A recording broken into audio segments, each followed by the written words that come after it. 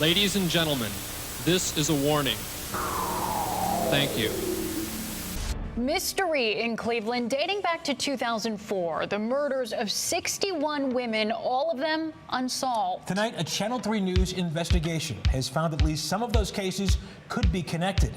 And as Andrew Horansky learned, perhaps even the work of a serial killer. Potential serial killer on the loose. And a serial killer could be targeting women. Murders of 2 women on Cleveland's east side. Killed, investigators say, in front of her father. The discovery of 3 female bodies.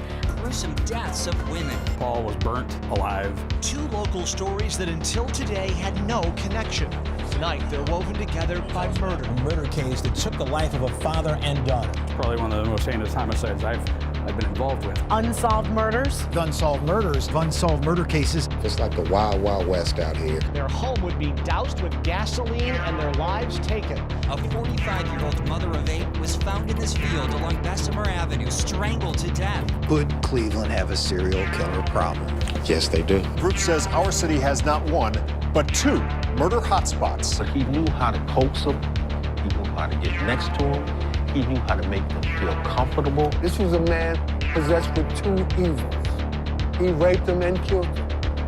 11 of them. He put an extension cord around her neck and began to squeeze it until she could not breathe. Their bodies were found in the burned-out vehicle last month. On the eve of Halloween, Cleveland police have discovered a true house of horrors. East Cleveland police found the decomposing body of a female victim on Friday. East Cleveland today. 3 bodies were found in an East Cleveland neighborhood. East Cleveland killings. Killing 3 women in East Cleveland. It's very disappointing to see East Cleveland the way it is today. No one lives on this street. It looks like a war zone. Buildings boarded up, trash scattered everywhere, and house after house sitting on this empty East Cleveland street. It's a series of unsolved murders along East 93rd in Cleveland can't be ruled out as the work of a serial killer. This looks like a hunting ground. They don't stop until they're caught. I don't want to speculate that there is, but I don't think you can say that there's not. Police do not believe that the suspect acted alone. There are multiple predators, I believe. That this still can happen again. 5 people that lost their life here on 93rd, not 1 person has been brought to justice. We simply have insufficient homicide detectives. Lack of police on the street, lack of police in our specialized units, and the lack of technology. You put those 3 together, you got a perfect storm. We do not have just a serial killer, but up to 3 who could have committed up to 27 murders. Cleveland has a serial killer issue. The killings have not stopped. That a case in Euclid just last year suggests they may have even spread. Our investigation continues tomorrow night, where we will pinpoint 2 areas of town where the algorithm found the killers appeared to be gravitating most, and we are uncovering more clues as to why that may be. I'm Andrew Horansky, Channel 3 News.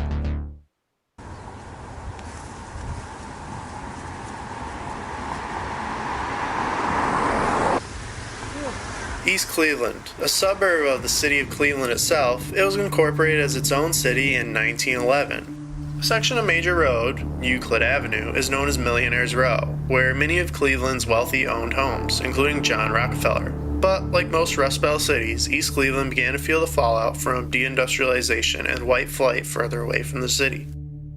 By the 1980s, like many major cities, East Cleveland was in the midst of a crack epidemic. With the increase of drugs saw the increase of crime, and with that saw the rise of serial killers.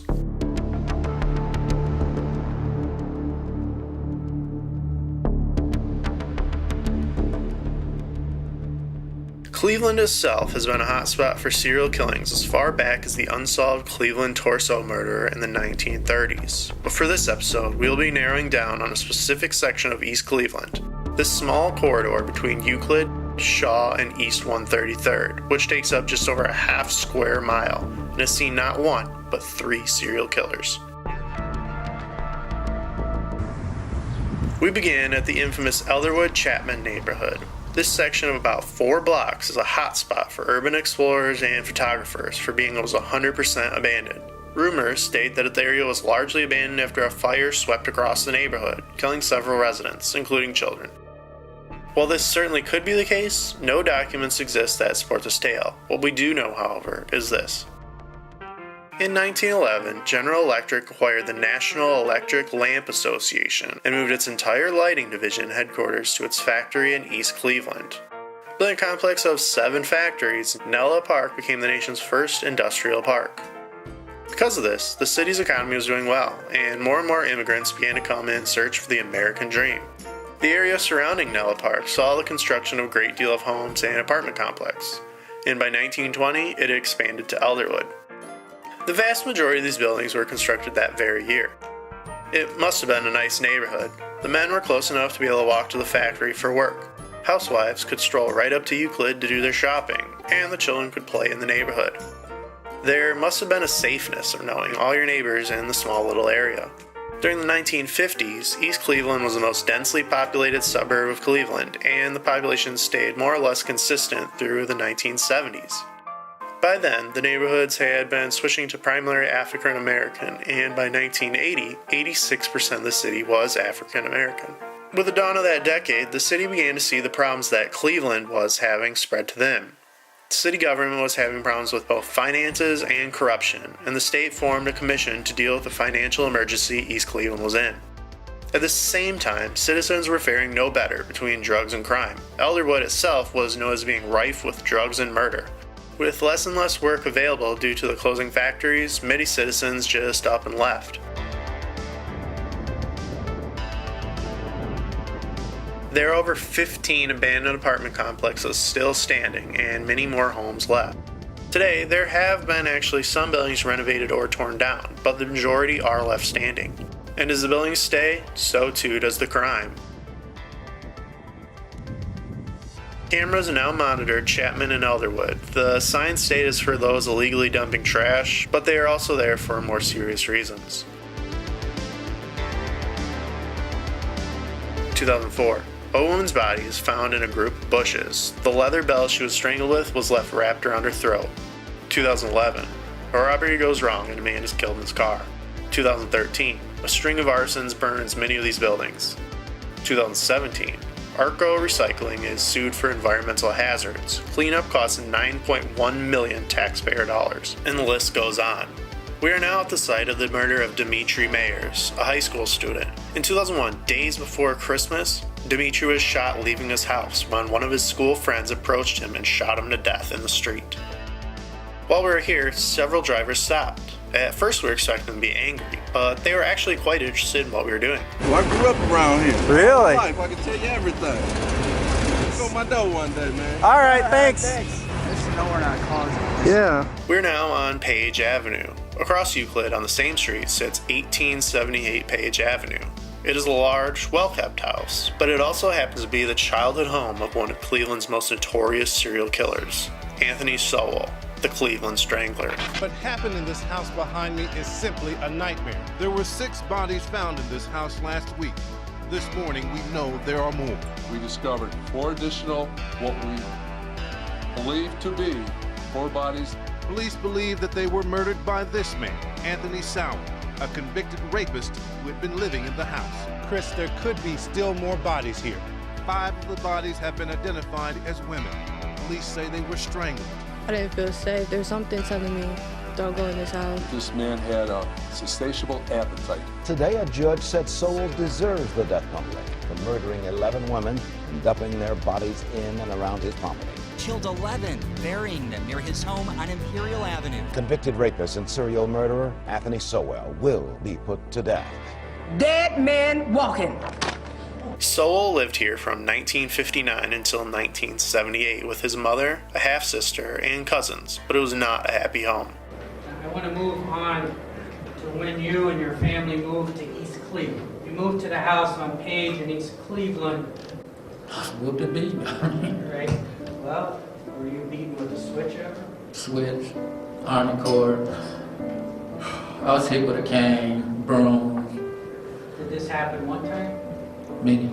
Many times. The house on Page, was there a lot of yelling and screaming that took place? Every day, all the time. Did you get to a point, Anthony, where you wanted to get out of that house?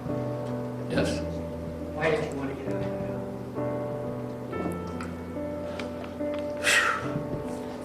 I just wanted to escape.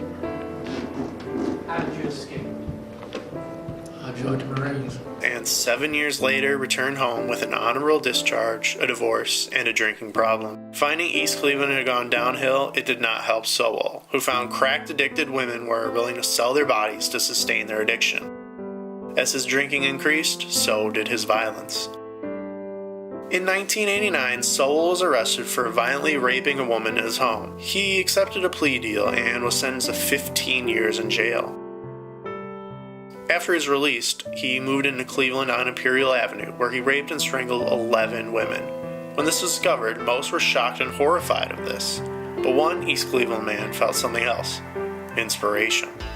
Today, in the town of East Cleveland, Ohio, police charged a registered sex offender with murder after the bodies of 3 women were discovered. They found 2 more bodies today.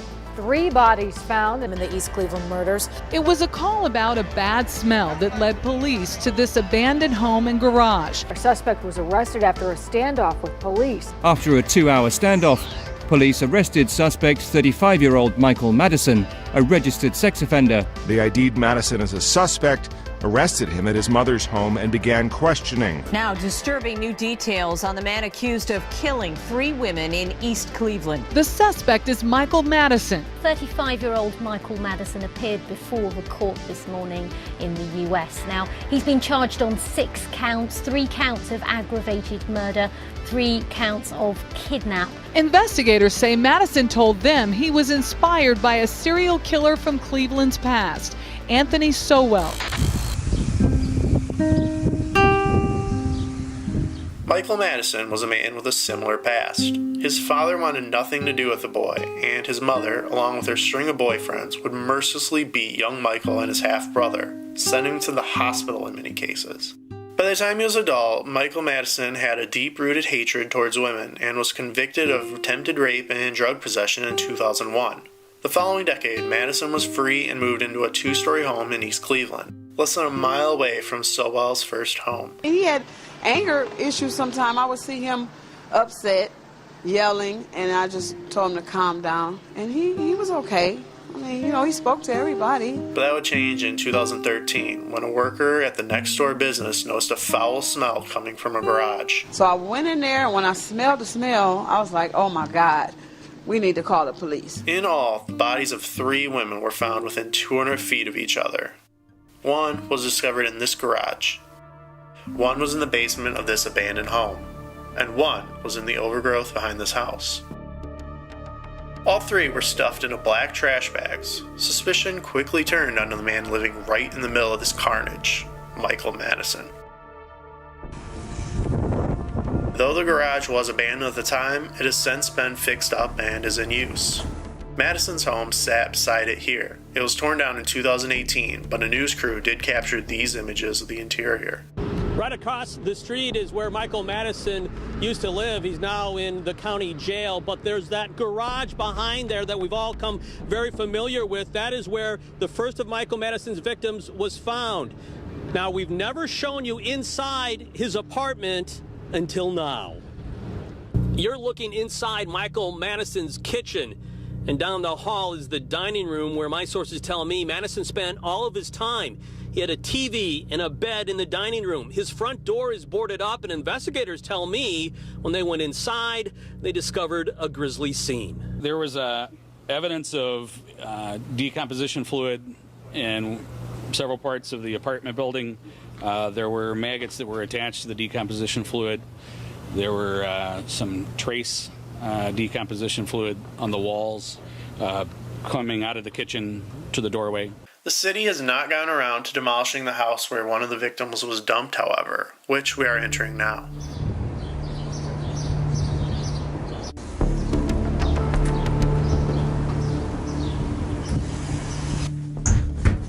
Is that where the fire's on? Basement.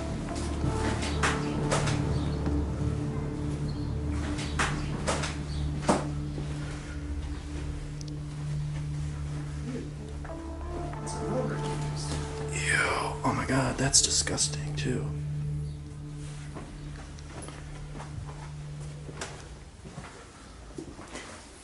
You see this toilet seat cover with the flowers? No. Yeah, this is like a little Harry Potter hole. It's behind the stairs.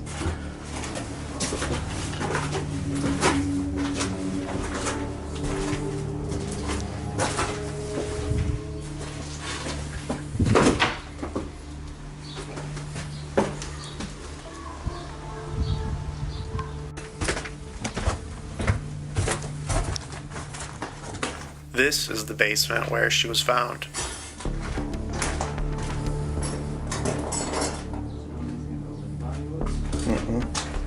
Just in here somewhere.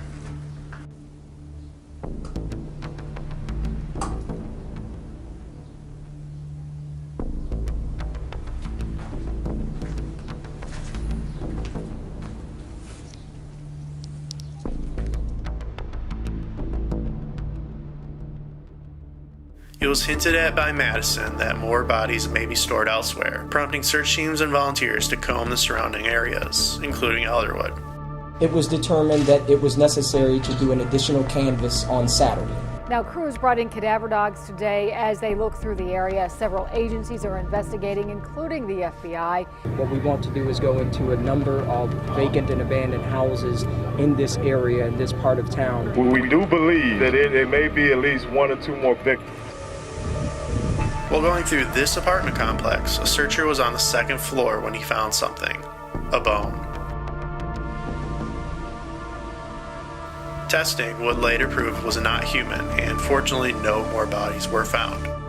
That's a definite bone. No, I'm not sure. What? Yeah, it's likely.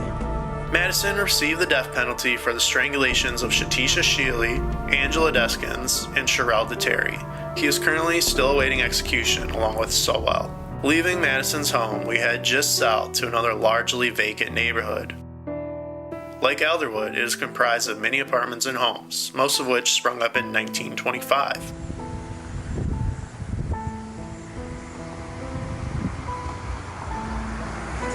This neighborhood, too, began to see mass abandonment in the 1980s, and in 1986, the body of Susie Thomas was found in the courtyard of one of these apartment complexes.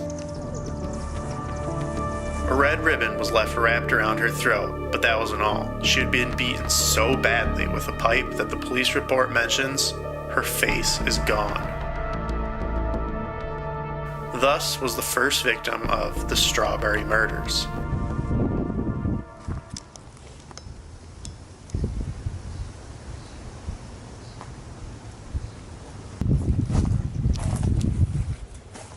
The next murder was 2 years later when Rosalind Garner was found strangled in her home.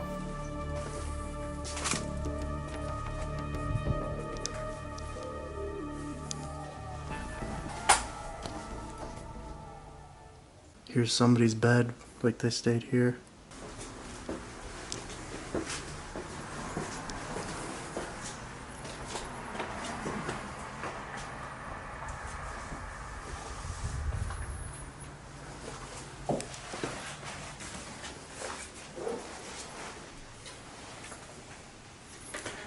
Somebody's bra. Here's a letter addressed to somebody in the Northeast Ohio Correctional Center in Youngstown. The following year, Carmela Prater was found frozen inside an abandoned apartment here on 1st Avenue. The coroner was unable to determine how she died, but he did discover she was pregnant at the time of her murder.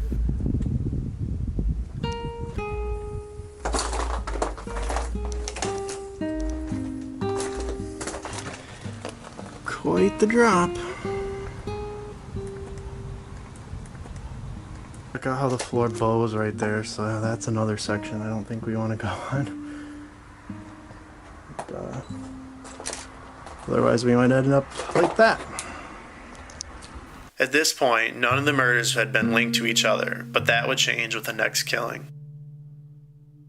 Mary Thomas's body was found outside yet another abandoned apartment building on 1st Avenue, and the police found something else, a red ribbon wrapped around her neck. In police lingo, the term strawberry is a nickname for sex workers, and 2 of the women murdered were known to have been prostitutes. Thomas was the last woman killed in what became known as the Strawberry Murders, and after a while the cases went cold and were shelved, as East Cleveland police were inundated with new crimes being committed. That would change in 2009 with Anthony Sowell. The Strawberry murder case was reopened by the FBI. Remember, Sowell had just moved back to the area in 1985, 1 year before the first body was found, and the third victim actually lived on Page Avenue, same as Sowell. Furthermore, the killings stopped in 1989, the exact year Sowell was arrested for the rape and torture of a woman. How did he torture her? In her statement, he strangled her to the point where she was certain she would die. The FBI was unable to conclusively link any of the murders to Sowell, but they did get a DNA match on the first killing. Convicted for a 1997 murder, Joseph Harwell was conclusively linked to the 1986 murder of Susie Thomas, but without a confession, the other killings could not be solved. Even if Anthony did not commit these murders, he certainly was aware of them, and he knew at least one of the women killed. Were these the first works of a budding serial killer? Or did the unsolved killings plant a seed in Sowell's mind that took hold when he was free again, which in turn then would go on to inspire Michael Madison in a chain of deadly events? 3 killers, all stranglers, all killed prostitutes or drug addicts and disposed of them in their immediate surroundings.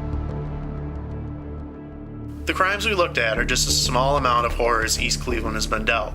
In 2019, 4 bodies were found hidden in the attic of an abandoned home in Cleveland's Mount Pleasant suburb, just south of East Cleveland.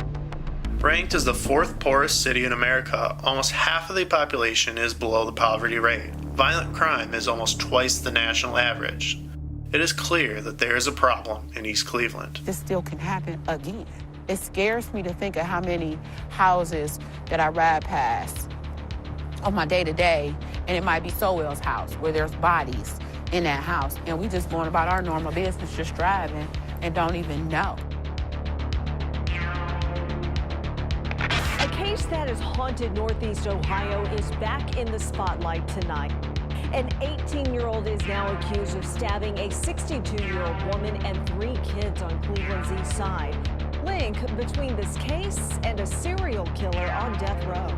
It happened around 12:15 midnight on Chickasaw Avenue. That's when Cleveland police say 18-year-old Jalen Plummer went on a rampage, stabbing 3 kids, a 12-year-old boy and 2 10-year-old girls multiple times while they were sleeping. The 62-year-old Diane Madison was pronounced dead at the scene. Her son is notorious serial killer Michael Madison. East Cleveland police confirmed this is the same house where Michael was arrested back in 2013. While police investigate, this neighborhood is left wanting answers after painful memories from the past are brought back to the minds of so many.